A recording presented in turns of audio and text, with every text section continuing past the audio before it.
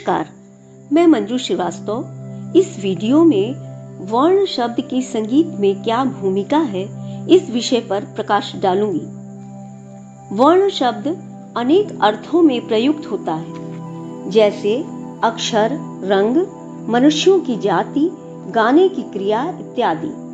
संगीत में गाने की क्रिया को वर्ण कहते हैं। दूसरे शब्दों में कहा जा सकता है कि गाते बजाते समय विभिन्न स्वरों के प्रयोग के कारण आवाज को जो गति मिलती है उसे वर्ण कहते हैं। वर्ण 4 प्रकार के होते हैं।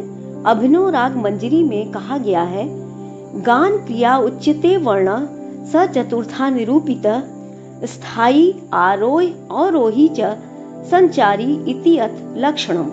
अर्थात गाने की क्रिया को वर्ण कहते हैं। वर्ण 4 प्रकार के होते हैं, जिन्हें क्रमशः स्थायी, आरोही, अवरोही और संचारी वर्ण कहते हैं। आइए अब जान लेते हैं कि स्थायी वर्ण क्या है। किसी भी एक स्वर को बार बार गाने, बजाने या उच्चारण करने की क्रिया को स्थायी वर्ण कहते हैं, जैसे सा सा सा, रे रे अथवा ग ग ग। स्थायी का अर्थ ही है ठहरा हुआ। आरोही वर्ण षड्ज से ऊपर निषाद की ओर स्वरों को गाते या बजाते हुए जाने की क्रिया को आरोही वर्ण कहते हैं, जैसे सारे गम प ध नी। स्वरों को इस क्रम में कहने पर ये स्वर आरोही वर्ण कहलाएंगे। अवरोही वर्ण निषाद से नीचे षड्ज की ओर स्वरों को गाते या बजाते हुए वापस आने पर ये स्वर अवरोही वर्ण कहे जाएंगे। संचारी वर्ण स्थायी, आरोही और अवरोही ये तीनों वर्ण मिलकर जब अपना स्वरूप दिखाते हैं तब उसे संचारी वर्ण कहते हैं, जैसे सारे ग सा सा, ग रे ग म प ध प म, ग रे सारे सा सा। किसी भी गायन या वादन में ये चारों वर्ण अवश्य ही होते हैं, क्योंकि इनके बिना गायन वादन क्रियाशील नहीं हो सकती। दूसरे शब्दों में कहा जाए तो गायन या वादन की क्रिया हो ही नहीं सकती। इस प्रकार वर्ण संगीत के ये 4 स्तंभ संगीत को रूपायित करते हैं। वर्णों से परिचय के पश्चात आइए अब रागों की विशालता, उनके मनोरम सौंदर्य जो भारतीय संगीत को सदैव जीवंत बनाए रखते हैं, उसके कलेवर से आपका परिचय कराती हूँ। राग शब्द रंज धातु से उत्पन्न हुआ है, जिसका अर्थ है प्रसन्न करना या आह्लादित करना। राग को इस प्रकार परिभाषित किया जा सकता है, वह ध्वनि विशेष जो स्वर और वर्ण से विभूषित हो तथा श्रुति मधुर हो, राग कहते हैं। अभिनव राग मंजरी में राग को इस प्रकार परिभाषित किया गया है, यो अयम ध्वनि विशेषस्तु स्वर वर्ण विभूषित रंजको जनचित्ता नाम स राग कथितो बुधई। अर्थात ध्वनि की उस विशिष्ट रचना को जो स्वर तथा वर्ण से सुशोभित हो, जो मनुष्यों के चित्त का रंजन करे, बुद्धिमान लोग उसे राग कहते हैं। राग वास्तव में भारतीय संगीत की एक विशेषता है। Raga is the soul of Indian classical music. भारतीय संगीत की आधारशिला है ये राग। भारतीय संगीत का भव्यतम प्रासाद रागों की सुदृढ़ पीठिका पर ही निर्मित है।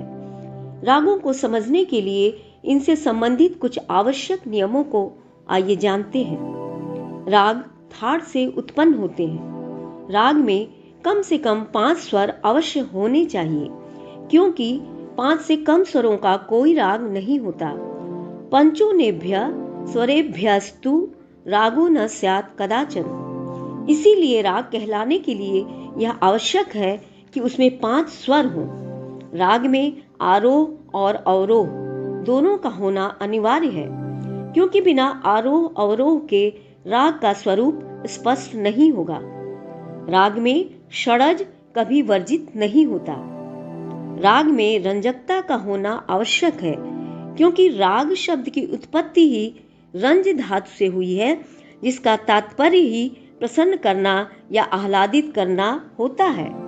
राग में एक स्वर के 2 रूप कोमल और तीव्र एक दूसरे के बाद कभी नहीं आने चाहिए, जैसे तीव्र म और शुद्ध म, या शुद्ध गंधार या कोमल ग। इससे राग की मधुरता बाधित होती है। इसका शास्त्रकारों ने भी विरोध किया है, लेकिन कुछ राग अपवाद स्वरूप हैं, जैसे केदार, ललित, विहाग इत्यादि।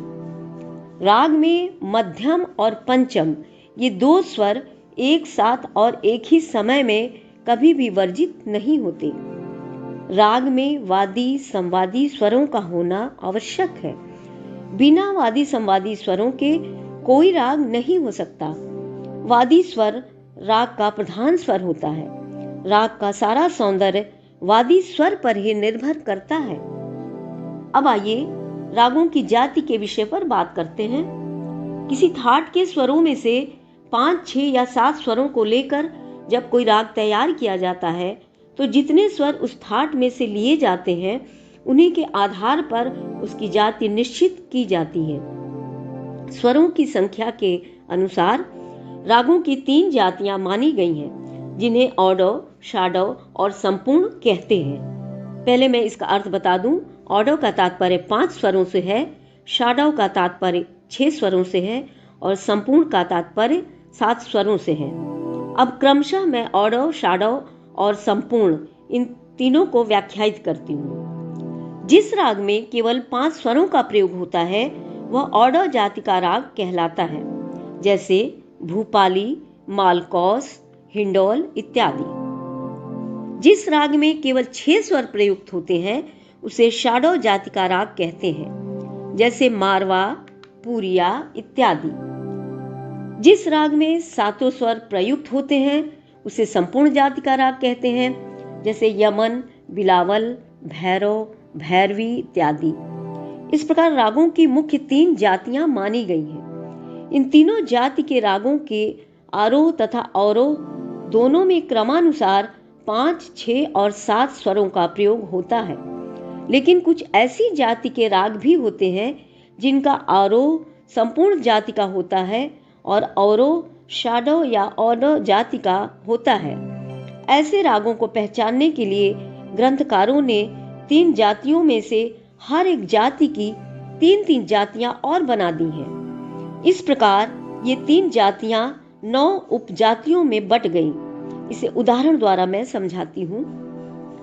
जिस राग के आरोह अवरोह दोनों में 7 स्वर लगते हैं, उसे संपूर्ण जाति का राग कहते हैं। तो संपूर्ण जाति को हम 3 भागों में बांट सकते हैं: संपूर्ण संपूर्ण, संपूर्ण शाडव और संपूर्ण औडव।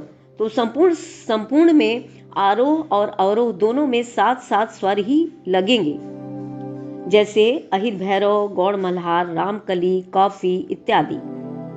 और जिस राग के आरोह में 7 तथा अवरोह में 6 स्वरों का प्रयोग होगा, उसे संपूर्ण शाडव जाति का राग कहेंगे, जैसे मियां मल्हार है।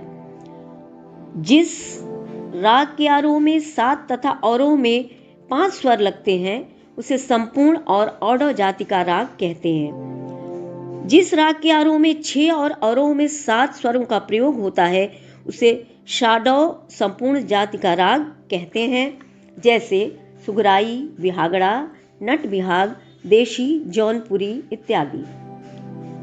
जिसके आरोह और अवरोह दोनों में 6-6 स्वर लगते हों, उसे शाडव जाति का राग कहेंगे, जैसे बहार, गुर्जरी तोड़ी, बैरागी तोड़ी इत्यादि।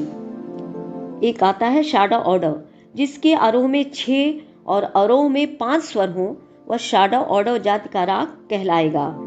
औडव संपूर्ण जाति है, जिसके आरोह में 5 स्वर और अवरोह में 7 स्वर होते हैं, वह औडव संपूर्ण जाति का राग कहलाता है, जैसे बसंत, विहाग, मधुवंती, मुल्तानी, आसावरी इत्यादि। जिसके आरोह में 5 स्वर और अवरोह में 6 स्वर होते हैं, वह औडव शाडव जाति का राग कहलाएगा, जैसे जोगिया, शंकरा, नारायणी, सूर मल्हार इत्यादि। अब अंतिम है औडव औडव, जिसके आरोह और अवरोह में 5-5 स्वर होते हैं, वह औडव औडव जाति का राग कहलाता है, जैसे विभास, हंसध्वनि, देशकार, दुर्गा इत्यादि। इस वीडियो में वर्ण, राग और रागों की जाति के विषय पर मैंने प्रकाश डाला। वीडियो का ये क्रम ऐसे ही अनवरत चलता रहे। धन्यवाद।